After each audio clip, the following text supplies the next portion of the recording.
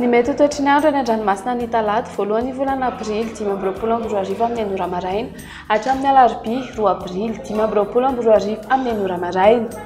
Samy mailo sy mitandrina hatrany isika mpampiasa ranomasina na tsy misy azy ny filazana fampitandremana. Ho an'ny morontsiraka atsinanana tanjona bobaomby hatrany amin'ny tanjona angotsy anorana mahalana ho avy atsimo atsinanana ny rivotra ka ho 8 hatramin'ny 20 km isan'ora. Ahatratra 7 km isan'ora manakaiky ny tanjona bobaomby.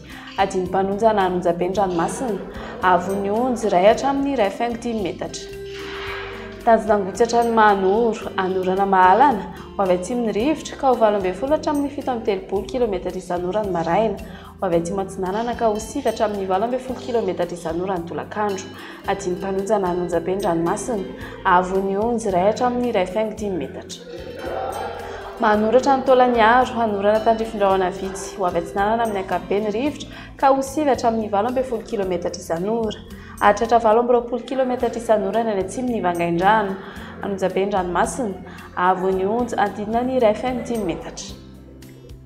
Taolan'ny aro hatrany amin'ny tanjona Vohimena ibalikan'ny masoandro ho avy avaratra atsinanana ny rivotra ka ho 20 hatramin'ny 17 km isan'ora anonjabe ny ranomasina avon'ny onjy andinina ny 2 metatra. Ho an'ny morontsiraka andrefana tanjona Vohimena hatrany amin'ny tanjona Ankabo ibalikan'ny masoandro ho avy atsinanana na atsimo atsinanana ny rivotra ka ho 9 hatramin'ny 20 km isan'ora.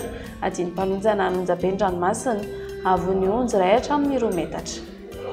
Tanjona Ankabo hatrany amin'ny tanjona Vilanandro andrahoana mitsitokotoko na ibalikan'ny masoandro ho avy atsimo amin'ny ankapobeny rivotra ka ho 9 hatramin'ny 20 km isan'ora.